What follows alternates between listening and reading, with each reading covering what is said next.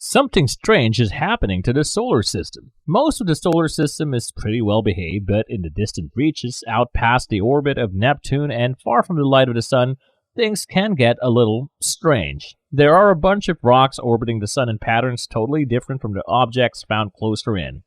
Because of this apparent detachment from the rest of the solar system, these dark, icy bodies are known as detached objects, and astronomers have been searching for an explanation of why they act so weirdly.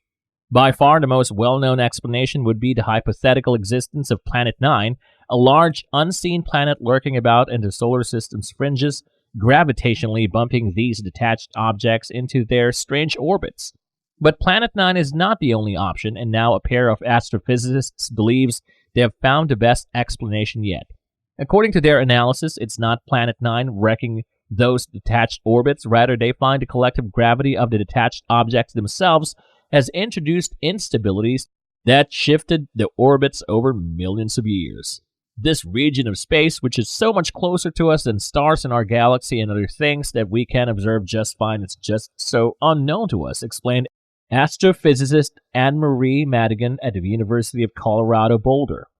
We are the first team to be able to reproduce everything, all the weird orbital anomalies that scientists have seen over the years. Although we can't see what's our past Neptune easily, it's hard to see something even a few hundred kilometers across where so little light reaches. There's a growing body of evidence for a reasonably populated region. We're not talking about the Kuiper Belt, which extends from just beyond the orbit of Neptune, around 30 astronomical units AU, to a little way beyond the farthest point on the orbit of Pluto, about 55 astronomical units. The behavior of Kuiper Belt objects is well understood, for the most part. Detached objects are even further from the Sun.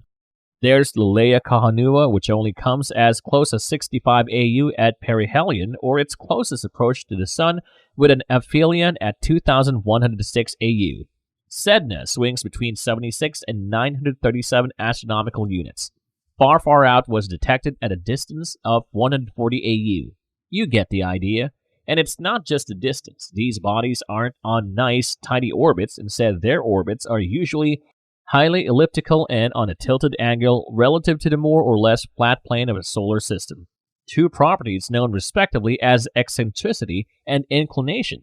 Also, the bodies occasionally seem to come into alignment, suggesting a common instigator for all this strangeness.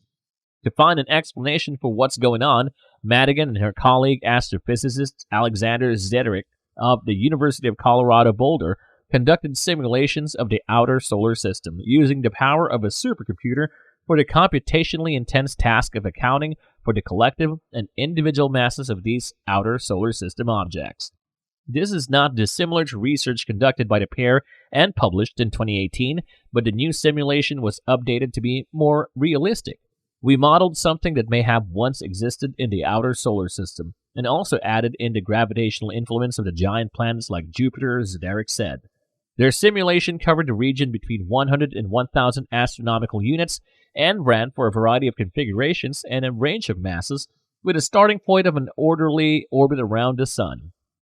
The detached objects did not remain orderly for long, particularly at the higher collective masses.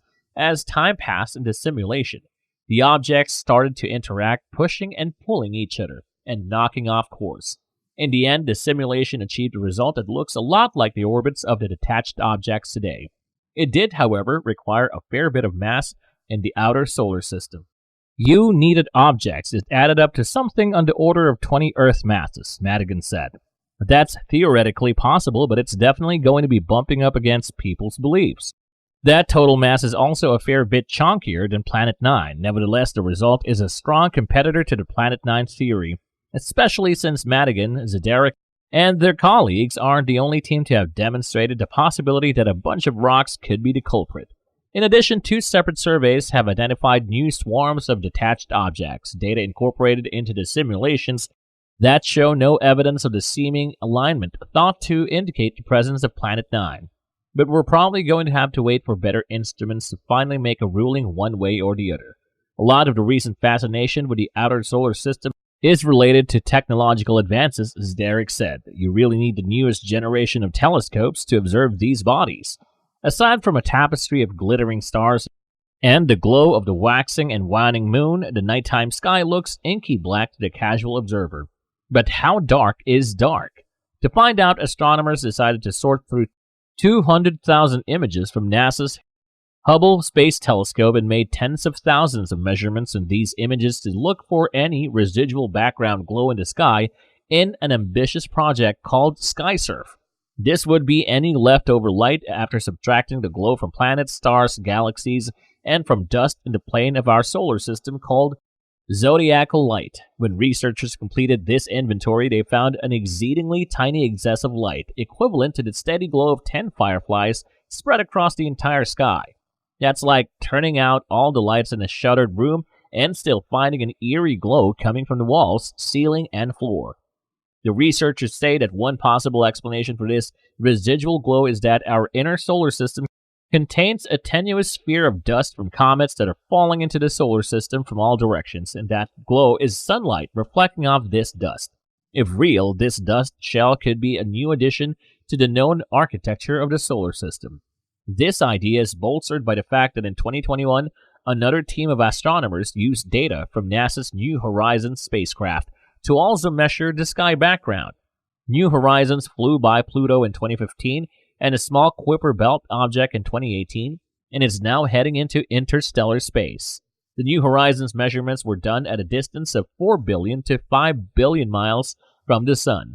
This is well outside the realm of the planets and asteroids where there is no contamination from interplanetary dust. New Horizons detected something a bit fainter that is apparently from a more distant source than Hubble detected. The source of the background light seen by New Horizons also remains unexplained. There are numerous theories ranging from the decay of dark matter to a huge unseen population of remote galaxies. If our analysis is correct, there's another dust component between us and the distance where New Horizons made measurements. That means this is some kind of extra light coming from inside our solar system, said Tim Carlton of Arizona State University, ASU. Because our measurement of residual light is higher than New Horizons, we think it is a local phenomenon that is not from far outside the solar system. It may be a new element to the contents of the solar system that has been hypothesized but not quantitatively measured until now, said Carlton. Hubble veteran astronomer Roger Windhorst, also of ASU, first got the idea to assemble Hubble data to go looking for any ghost light. More than 95% of the photons in the images from Hubble's archive come from distances less than 3 billion miles from Earth. Since Hubble's very early days, most Hubble users have discarded these sky photons as they are interested in the faint discrete objects in Hubble's images, such as stars and galaxies, said Windhorst. But these sky photons contain important information which can be extracted thanks to Hubble's unique ability to measure faint brightness levels to high precision over its 3 decades of lifetime.